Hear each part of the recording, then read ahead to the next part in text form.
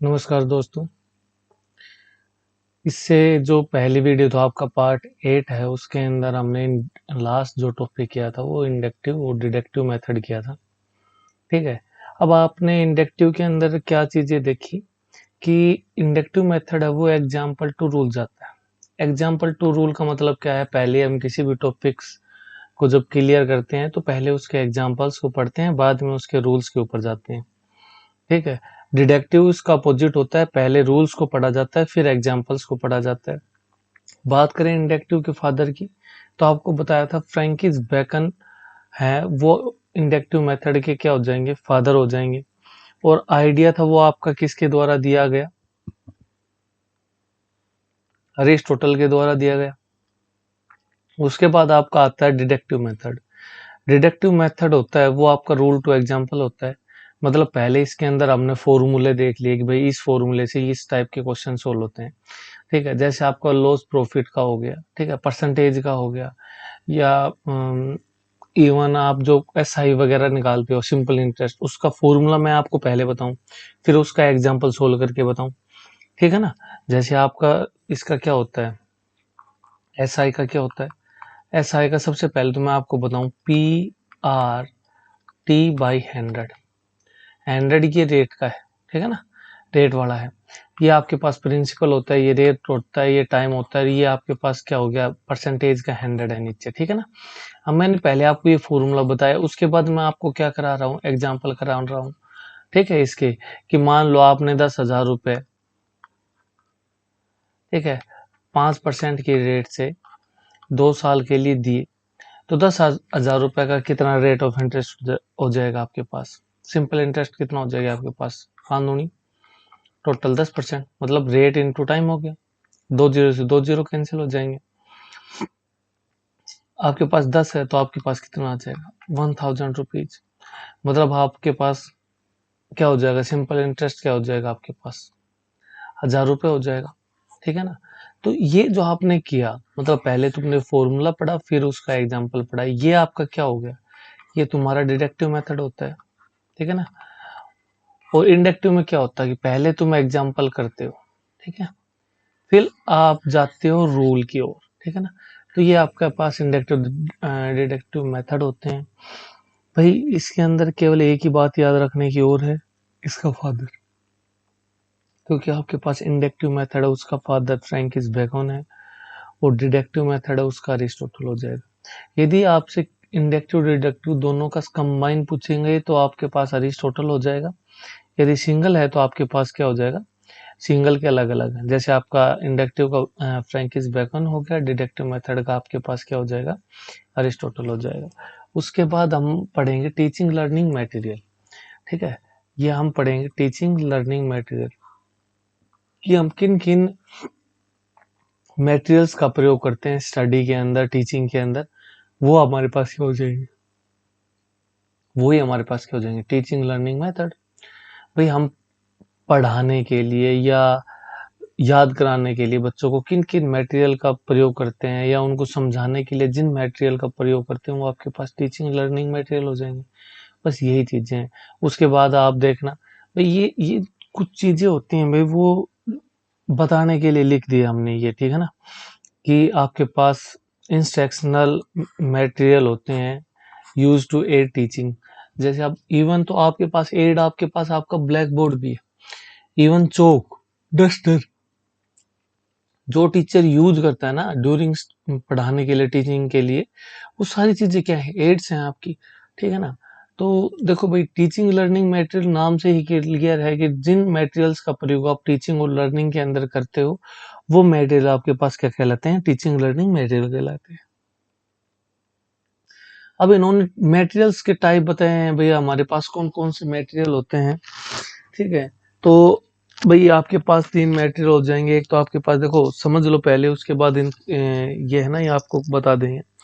आपके पास एक तो ऑडियो होता है, ऑडियो के मटेरियल होते हैं, जैसे जिससे आप केवल सुन सुन सकते हो। ठीक है। कोई चीज मेरे को बतानी है, मैं आपको वो ग्रामोफोन, रेडियो, टेप रिकॉर्ड, इनसे सुना दूं, वो आपके पास हो जाएंगे। ऑडियो एड्स हो जाएंगे। विजुअल एड्स, जिनको केवल आप देख सकते हो ना, वो भी दो प्रकार के होते हैं, एक तो प्रोजेक्टेड होता है, एक अनप्रोजेक्टेड होता है। ये नॉन प्रोजेक्टेड हो गया, जिसको आप प्रोजेक्ट नहीं कर सकते वो आपके पास नॉन प्रोजेक्टेड हो जाएंगे। और उसके बाद ऑडियो विजुअल एड्स होते हैं, मतलब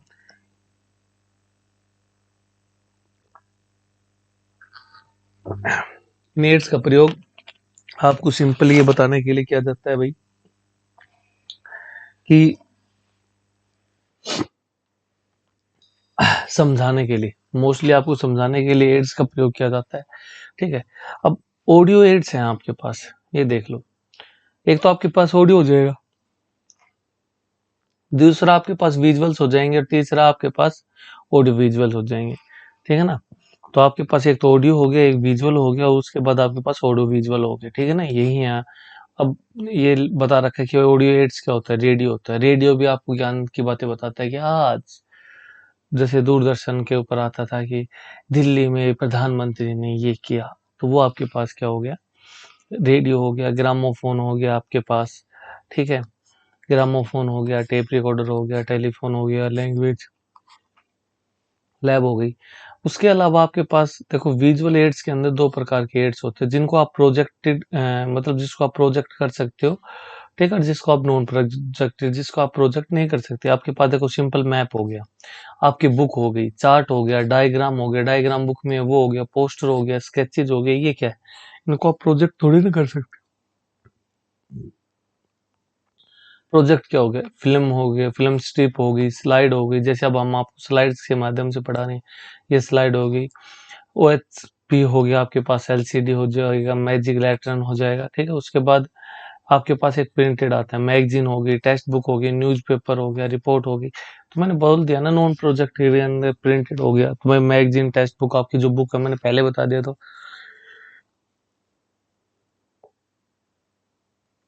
आपकी बुक है वो नॉन, आपकी जो बुक रहेगी वो क्या हो जाएगी, वो आपकी नॉन प्रोजेक्टेड में हो जाएगी, मतलब विजुअल एड्स में आएगी। उसके बाद ऑडियो विजुअल एड्स होते हैं आपके। ठीक है, ऑडियो ऑडियो विजुअल एड्स में क्या हो जाएगा, जिसमें ऑडियो भी आते हैं। टेली का मतलब ही मतलब ऑडियो से होता है, और विजन का मतलब आंखों से, मतलब जो सुनाई भी दे और दिखाई भी दे वो आपके पास क्या हो जाएगा, टेलीविजन हो जाएगा। वीडियो टेप्स हो जाएंगे, कंप्यूटर हो जाएगा, डॉक्यूमेंट्री फिल्म्स हो जाएंगी। ये आपके पास टीचिंग लर्निंग मटेरियल होते हैं। आगे देखेंगे भाई हम ब्लूम टैक्सोनॉमी। ठीक है, आज केवल ये ब्लूम टैक्सोनॉमी करेंगे। ठीक है, और इसके अलावा बस अगले वीडियो में भाई, अब आपका ये 10 मिनट का रहे, 15 मिनट का रहे या 20 मिनट के रहे, बस इतनी ही वीडियो रहेगी आपकी। ठीक है, उसके बाद आप देखोगे ब्लूम टैक्सोनॉमी। ठीक है, या बढ़ा दें थोड़ा समय को, चलो देख लेंगे वो किसी भी प्रकार से, आपको जैसे उचित लगे। ये है थोड़ा सा शॉर्ट वीडियो होगी, तो आप दोबारा चला के चीजों को दोबारा देख लेना बस। आपके पास ब्लूम टैक्सोनॉमी आती है। ठीक है, ब्लूम टैक्सोनॉमी सबसे पहले, कोई भी जो आपके पास रूल्स आते हैं, या कोई भी टैक्सोनॉमी आई, या जो आपके पास थ्योरी आई, तो सबसे पहली चीज तो ये होती है, थ्योरी दी किसके द्वारा गई। अब तुम पढ़ रहे हो ब्लूम टैक्सोनॉमी, ब्लूम टैक्सोनॉमी सबसे पहले तो ये बताओ ब्लूम टैक्सोनॉमी दी किसने।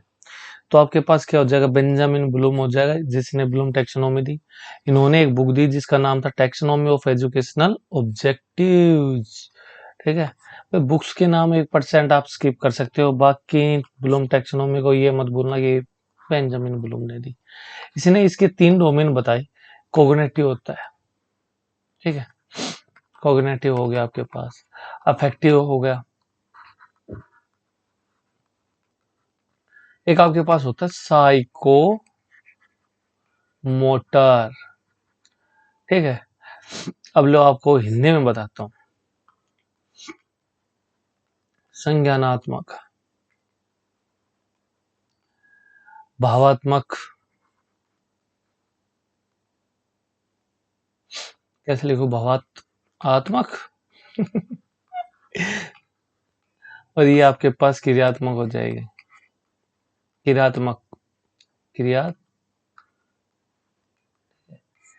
साइकोमोटर संज्ञानात्मक। जो आपका डोमेन का विकास होता है, वो ये बताए गए हैं कि भाई आपके पास ये 3H थ्योरी है। अब संज्ञानात्मक या बुद्धि का विकास, जो आपका मोस्टली दिमाग का विकास है, संज्ञान का विकास कहाँ से होगा? हेड से होगा। ठीक है। अफेक्टिव भावना, आपकी भावना कहाँ से उत्पन्न होती है? हार्ट से उत्पन्न होती है। ठीक है। और साइकोमोटर हैंड, मतलब आप जो मूवमेंट ऑफ योर हैंड है वो क्या हो जाएगी? साइकोमोटर स्किल्स हो जाएंगी। तो सिंपली 3H थ्योरी भी बोलते हैं इसको। ठीक है। एक बार देख लेते हैं भाई। 3 डोमेन्स दे रखे हैं, किसके? लर्निंग के दे रखे हैं। पहला आपके पास कोग्निटिव डोमेन होगा, संज्ञानात्मक। उसके बाद अफेक्टिव डोमेन हो गया, भावात्मक। साइकोमोटर, क्रियात्मक डोमेन। ठीक है। अब देखो, संज्ञानात्मक मतलब बुद्धि से रिलेटेड होता है। दिमाग का विकास किस प्रकार से होगा? मेंटल स्किल्स या नॉलेज। देखो आपका आगे लिखा भी गया है, मेंटल स्किल्स एंड नॉलेज, कि दिमाग का विकास किससे होगा भाई? हेड। आपके पास जो दिमाग का विकास होगा ना, वो सिर से होगा। सिर, यहाँ पे दिमाग होता है सिर के अंदर, इसलिए आपका दिमाग से होगा। उसके बाद आपके पास अफेक्टिव डोमेन आता है। अफेक्टिव डोमेन का मतलब सिंपली यही होता है कि अफेक्टिव डोमेन आपका कहाँ से डेवलप करेगा? ठीक है ना, कि जो भावनात्मक जो डोमेन है उसका विकास कहाँ से होगा? वो भाई, ये चीजें क्या होती हैं? हार्ट से रिलेटेड होती हैं। जो आपके भाई, ये अच्छा है, बुरा है, प्रेम, स्नेह, प्यार, मोहब्बत, ये जितनी भी वो होती हैं वो अफेक्टिव डोमेन के अंदर आती हैं। और वो कहाँ से निकलती है? आपके हार्ट से। आपको कोई पसंद है, ये सिग्नल कौन देगा? मेरा दिल तेज से धड़क रहा है। ठीक है। चुरा के दिल मेरा, गोरिया चली, ये कैसे पता लगता है तुमको? ये भी आपका अफेक्टिव डोमेन बताता है आपको। भावात्मक, कि चुरा के दिल मेरा वो गोरिया चली। ठीक है ना। तो ये भी आपका अफेक्टिव डोमेन बताएंगे। तो ये आपका हार्ट से रिलेटेड हो जाएगा। तो हार्ट तो बताएगा कि वो गोरिया हमारा दिल चुरा के ले जा रही है। ठीक है। उसके बाद साइकोमोटर डोमेन आता है। साइकोमोटर का मतलब सिंपली मैंने आपको बताया, क्रियात्मक से होता है। क्रियात्मक मतलब क्रिया करना। क्रिया किससे करते हो? हाथ पैरों से करते हो, तो वो आपका थर्ड क्या हो गया? हैंड हो गया। ठीक है ना। म्यूचुअल, देखो इसके अंदर हम नोट्स के अंदर सबसे बेनिफिशियल चीजें यही हैं कि आपको हर चीज लिख के दी गई है। कि growth in the feeling and emotion area, जो आपके फीलिंग्स वाला जो एरिया है, या इमोशन, भावना का जो एरिया है, उसका जो विकास होता है वो आपके ग्रोथ हो जाएगी। ठीक है। उसकी ग्रोथ में जैसे ग्रोथ होगी आपकी फीलिंग की और इमोशन की, वो आपका अफेक्टिव डोमेन के अंदर आएगा। उसके बाद आप बात करेंगे भाई मैनुअल और फिजिकल स्किल्स की। तो मैनुअल और फिजिकल स्किल्स है, उनका डेवलपमेंट होगा। ये मैंने आपको पहले बता दिया भाई, फिजिकल स्किल से रिलेटेड है, हाथ पैर। और फिजिकल क्या होगा? जब आपने हाथ पैरों से भाई आप गेम खेलते हो, तो उसमें भी movement of hand and legs तो होता ही है। तो ये आपका क्रियात्मक, क्रिया सब मतलब आपकी बॉडी मूव करेगी, वो क्रियात्मक ही हो गया भाई, आप कर रहे हो, तो ये आपके हैंड से रिलेटेड हो जाएगा। अब इनके डोमेन आते हैं। जैसे अब आपने डोमेन 3 डोमेन पढ़े लर्निंग के, संज्ञानात्मक, भावात्मक, क्रियात्मक। उसके बाद अब संज्ञानात्मक के भी 6 डोमेन है। ठीक है। अब क्या है कि जो आपका पहला डोमेन है ना,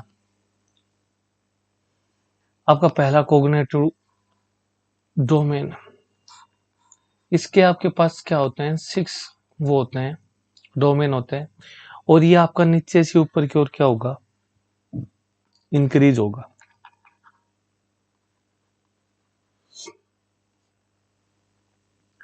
ठीक है। अब कोग्निटिव डोमेन ये 2001 में दिया, 1956 में दिया गया। देखो एक आपका 1956 में बेंजामिन ब्लूम के द्वारा दिया गया, 2001 में एंडरसन कैथारवोल के द्वारा दिया गया। ठीक है। 2001 में एंडरसन कैथारवोल के द्वारा दिया गया। ठीक है। तो आपका जो सबसे नीचे हो जाएगा, वो सबसे पहले क्या करोगे? आप एजुकेशन को, नॉलेज को ग्रहण करोगे, फिर उसको अंडरस्टैंड करोगे। एप्लीकेशन का मतलब सिंपली आप उसको अप्लाई करके देखोगे कहीं भी।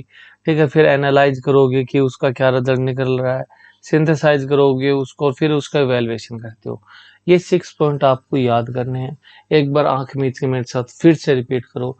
पहले आप क्या करोगे? नॉलेज, उसके बाद कंप्रीहेंशन, उसके बाद एप्लीकेशन, फिर एनालाइज, सिंथेसाइज और इवैल्यूएट।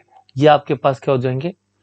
ये आपके कोग्निटिव के सब डोमेन या ऑब्जेक्टिव्स होंगे, जो बेंजामिन ब्लूम के द्वारा 1956 के अंदर दिए गए। ठीक है ना। उसके बाद इसको है ना, जो आपके बेंजामिन ब्लूम ने जो ये 6 ऑब्जेक्टिव्स दिए थे, इनको फिर एंडरसन जो आपका कैथार वॉल है इन्होंने रिवाइज कर दिया, ठीक है ना। अब देखो बात वही रखी उन्होंने, नॉलेज था उसको चेंज करके रिमेम्बर कर दिया। रिमेम्बर का मतलब यही होता है कि आप नॉलेज को अक्वायर कर रहे हो, ठीक है। उसके बाद उसने जो कम्प्रीहेंशन है उसका मतलब अंडरस्टैंडिंग से ही होता है कि आपने उसको समझा, जो पढ़ा था वो, तो वो क्या हो जाएगा, अंडरस्टैंड हो जाएगा, अप्लाई हो जाएगा, एनालाइज हो जाएगा। मतलब यहाँ तक तो कॉमन ही है, सेम ही है, ठीक है ना। नाम ही चेंज किया है, नॉलेज का रिमेम्बर कर दिया, कॉम्प्रिहेंशन का मतलब क्या कर दिया, अंडरस्टैंड कर दिया। एप्लीकेशन का मतलब अप्लाई, एनालिसिस का मतलब एनालाइज कर दिया, इवेलुएट और क्रिएट। देखो ये जो आपका सिक्स पॉइंट था उसको तो फिफ्थ कर दिया, जो आपके पास सिक्स पॉइंट था उसको तो फिफ्थ कर दिया, सिंथेसाइज को फिर क्या कर दिया, क्रिएट कर दिया, ठीक है ना। इन दोनों को इंटरचेंज कर दिया आपस में। तो ये चीजें याद रखनी है कि भाई 6 ऑब्जेक्टिव्स दिए गए बेंजामिन ब्लूम के द्वारा, तो 1956 के अंदर, उनको फिर रिवाइज किया 2001 में हेंडरसन कैथार वोल्फ के द्वारा, ठीक है ना। ये आपको याद करने पड़ेंगे भाई। पहले आपके पास क्या है, नॉलेज, कंप्रीहेंशन, एप्लीकेशन, एनालिसिस, सिंथेसाइसिस और इवेल्युएशन, ठीक है। उसके बाद इसको 2001 में एंडरसन कैथार वोल्फ के द्वारा क्या किया गया, रिवाइज किया गया। तो उसके अंदर सबसे पहले आपके पास रिमेम्बर हो जाएगा, अंडरस्टैंड हो जाएगा, अप्लाई हो जाएगा, अप्लाई के बाद एनालाइज हो जाएगा, और उसके बाद इवेलुएट और क्रिएट, ठीक है ना। ये इस प्रकार से आपके ऑब्जेक्टिव्स रहेंगे। इनको भाई देखो पढ़ना तो तुम्हें पड़ेगा, ठीक है ना। हमने भी याद किए हैं, याद तो करना पड़ेगा यदि पेपर निकालना है ना। तो अप्लाई, एनालाइज, इवेलुएट, भाई इससे क्वेश्चन पूछे जाते हैं बहुत ज्यादा। दो डोमेन आपके और भी हैं, एक तो आपके पास अफेक्टिव डोमेन है और एक आपके साइकोमोटर डोमेन है, उनसे क्वेश्चन कम आते हैं, ठीक है। साइकोमोटर से तो ना के बराबर। बेंजामिन जो ब्लूम टेक्सोनोमी है, इसमें ब्लूम का ही पूछेंगे, जो आपका स्टार्टिंग वाला है ये पूछेंगे। उससे अगला आपके पास अफेक्टिव और साइकोमोटर डोमेन हो जाएगा, लेकिन हम जो आपका अफेक्टिव डोमेन है वो देखेंगे। उसको भी आपके पास कितने ऑब्जेक्टिव दिए गए हैं, 5, जिनको आप R R O V O I, ठीक है ना। वी ओ आई से भाई क्या हो जाएगा, रिसीविंग, रिस्पॉन्स, वेलविंग हो जाएगा, ऑर्गेनाइजेशन हो जाएगा, इंटरलाइजिंग हो जाएगा, ठीक है ना। ये आपका लिखा हुआ है, आर रिसीविंग हो जाएगा, आर रिस्पॉन्सिंग हो जाएगा, वी वेलविंग हो जाएगा, ऑर्गेनाइजेशन हो जाएगा, इंटरलाइजिंग द वैल्यू सिस्टम, ठीक है ना। ये आपके पास इफेक्टिव, भाई याद आपको इफेक्टिव वाला भी करना है। दिया किसके दिया द्वारा गया था, एडिसन एंडरसन कैथार वोल्फ के द्वारा दिया गया, ठीक है। जो आपका ये नहीं है केवल कि अफेक्टिव दिया है, ये जो आपका एंडरसन कैथार वोल्फ है, इसने आपका जो कोग्निटिव डोमेन है उस वो भी दिया था, आपको पता होगा 2001 का रिवाइज करके दिया है, वो भी एंडरसन कैथार वोल्फ के द्वारा दिया गया। अफेक्टिव डोमेन है वो भी एंडरसन कैथार वोल्फ के द्वारा दिया गया। इसने आर आर वी ओ आई ये 5 आपके पास क्या बताए हैं, कंपोनेंट हो गए इसके अफेक्टिव डोमेन के। दैट इज क्या हो जाएगा, रिसीविंग हो जाएगा, रिस्पॉन्स हो जाएगा, वेलविंग हो जाएगा, ऑर्गेनाइजेशन हो जाएगा, और इंटरलाइजिंग द वैल्यू सिस्टम हो जाएगा, ठीक है। उसके बाद आपके पास आता है साइकोमोटर डोमेन, ठीक है ना। साइकोमोटर डोमेन, अब देखो इसके अंदर दो आपके पास विशेषज्ञ रहे, ठीक है, साइकोमोटर डोमेन के लिए। एक तो आपका डेव के द्वारा दिया गया, एक आपका सिम्पसन के द्वारा दिया गया, ठीक है ना। अब सिम्स डेव मॉडल है, डेव मॉडल में आपको क्या मिलेगा, इसने आपको 5 जो कंपोनेंट दिए। एक तो आपके पास क्या हो गया, इमिटेशन हो गया, मैनिपुलेशन हो गया, प्रिसिशन हो गया, आर्टिकुलेशन हो गया, नेचुरलाइजेशन हो गया। तो ये 5 कंपोनेंट दिए गए डेव के द्वारा। ये मैं आपके लिए ऑप्शनल छोड़ रहा हूँ, ठीक है ना। ये आपके लिए ऑप्शनल है, इनको याद करना या ना करना ये आपके ऊपर है, ठीक है। क्योंकि यहाँ से क्वेश्चन थोड़े कम आते हैं। जो आपका मेन हो गया ना वो आपके कोग्निटिव और अफेक्टिव से पूछा जाता है। उनको तो जो ये पॉइंट है याद करके देखो, बार बार लिख के देखो, नहीं तो रट दो भाई, ठीक है ना, जरूरी है वो। उसके बाद आपके पास क्या हो गया, सिम्पसन मॉडल हो गया, ठीक है ना। इसने भी आपके पास 7 कंपोनेंट दिए। देखो परसेप्शन हो गया, सेट हो गया, गाइडेड रिस्पॉन्स हो गया, मैकेनिज्म हो गया, कॉम्प्लेक्स ओवर्ट रिस्पॉन्स हो गया, अडेप्टेशन हो गया और ऑर्गेनाइजेशन हो गया। ये 7 कंपोनेंट आपका सिम्पसन के द्वारा दिए गए। तो आपको देखो सबसे जो याद रखने की चीजें है ना, वो मैं एक बार आपको बता देता हूँ। सबसे पहले तो आप ब्लूम टैक्सोनॉमी दी किसकी दी? बेंजामिन ब्लूम के द्वारा दी गई। इसको 3H थ्योरी भी कहते हैं। हैंड, आपके पास क्या हो जाएगा? हेड, हार्ट, हार्ट और आपके पास क्या हो जाएगा? हैंड। ठीक है ना? सबसे पहले आपके पास कोग्निटिव थ्योरी आती है जो बेंजामिन ब्लूम के द्वारा दी गई और 2001 में इसको रिवाइज किया गया जो एंडरसन कैथरवॉल के द्वारा दी गई। इस चीज को भूलना मत। उसके बाद आपके पास अफेक्टिव थ्योरी आती है। अफेक्टिव की थ्योरी आपको किसने दी? तो वो चीज याद रखना, एंडरसन। ठीक है, और कर्थ वोल्फ के द्वारा दी गई। उसके बाद आपके पास थर्ड पॉइंट आपका किसका आता है? साइकोमोटर का आ जाएगा। साइकोमोटर आप केवल ये याद रख लेना, साइकोमोटर में डेव और सिम्पसन के द्वारा दी गई। ठीक है, और इसके अंदर आपको इसके 5 जो मैंने पॉइंट बताए थे, कंपोनेंट बताए थे, RR, VOI, वो याद करने हैं।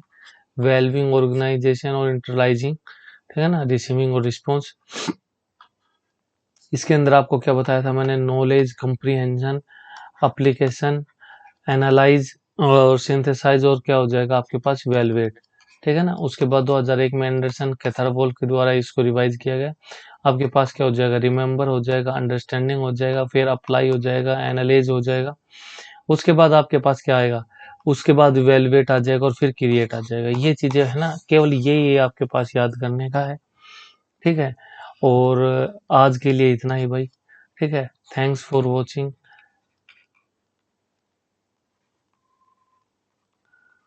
मैं तो ये कहूंगा भाई, जो भी बच्चा वीडियो को देख रहा है भाई, शेयर जरूर करे अपने दोस्तों के पास। ठीक है, और आपको कैसी लग रही भाई, एक छोटा सा कमेंट तो करना। आपको नहीं लग रही तो आप मना कर देना, ठीक है ना, कि नहीं लग रही हमें, या कोई कमी है तो आप कमी बता के जाओ। ठीक है ना, अदरवाइज लाइक करो भाई वीडियो को आप, और भाई सब्सक्राइब करो। क्योंकि देखो सीधी सी बात है, करने वाले तो बहुत है।